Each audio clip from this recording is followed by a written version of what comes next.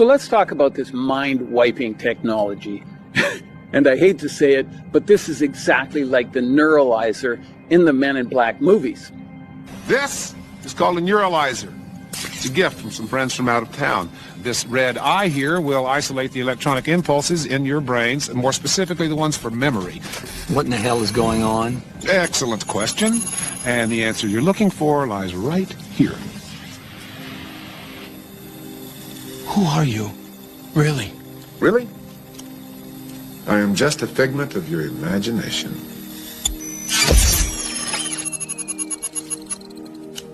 Damn, what a gullible breed.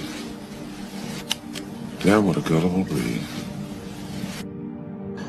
And I love Kay's line there. What a gullible breed.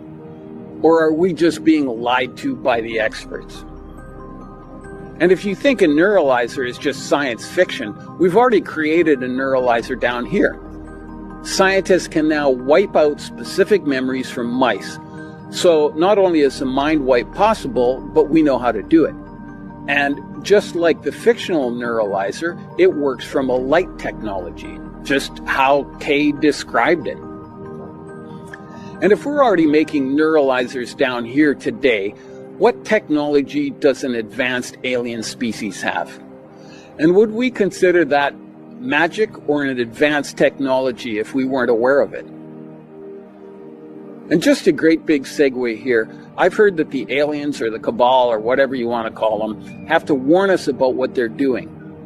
Apparently they have some rule about that. And I think I know where this rule comes from. Because if you're going to do something to a spirit or a soul, you have to get them to agree. In other words, they can't do anything to you unless they have your consent. Or maybe at the very least, they have to warn you about whatever it is they're up to.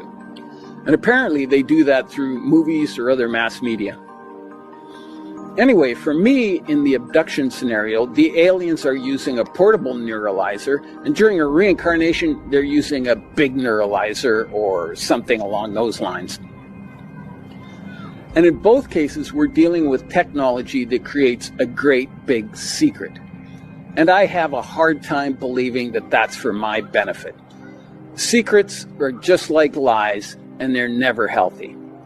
And that goes for everything from dysfunctional family relationships to dysfunctional governments, the military-industrial complex, and everything in between.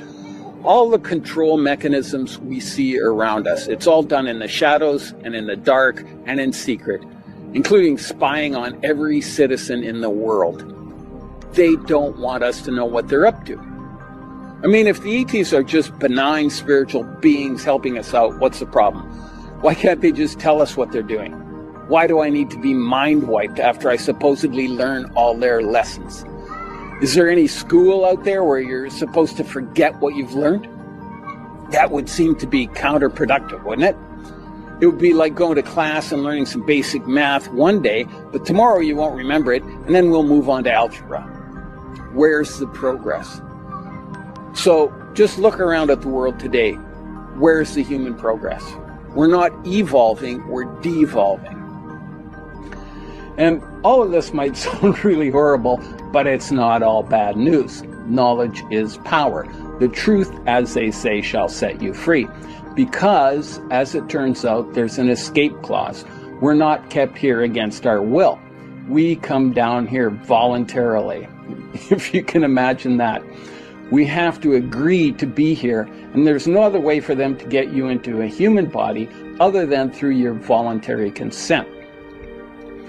And so the big pregnant question for me is this: how can they persuade us to come down here time and time again? And the answer to that is it all depends on your belief system. For example, you die and you meet God the Father or Jesus Christ or whoever, and he says you need to get back into a body to learn something, or to help with your children, or your family, or whatever else they can tell you. And they will tell you whatever bullshit story is necessary to get you back. And they know exactly what to say because they can read you like a book. Your entire existence is available to them. All your past lives, your psychological makeup, everything about you. And they're kind of like the army recruiters. They're persistent as fuck. And they don't take no for an answer. And apparently, you and I fell for it again because here we are. And when you step back and look at this reincarnation system, I really can't say enough about it. It is so well designed and so intricately detailed and just so finely tuned to us human beings. They understand us at a level that makes our best psychiatrists look like a bunch of pinheads. And all of this operates off of our belief system. Our beliefs from this lifetime become the method of persuasion for our next reincarnation. And that could be any number of human motivators. It could be religious. I loves me some Jesus and I'll do anything he tells me.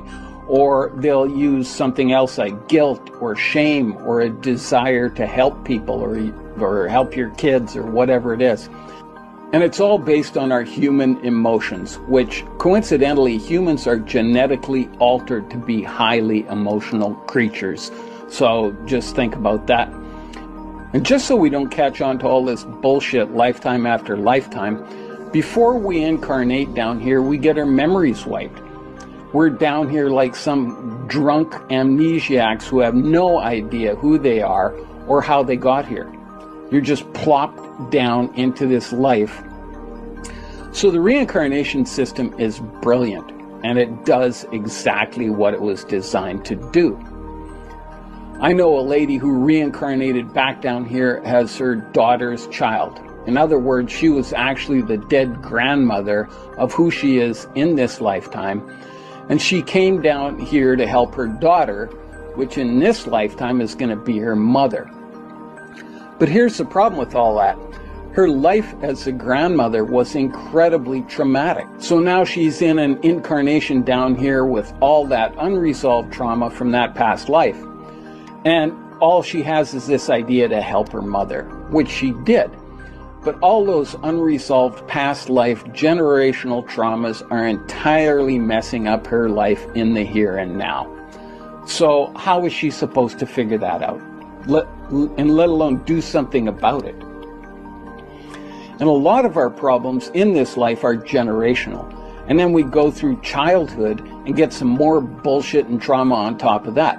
Because everybody down here is a wounded human being in one way or another. And our society and our schools are sick.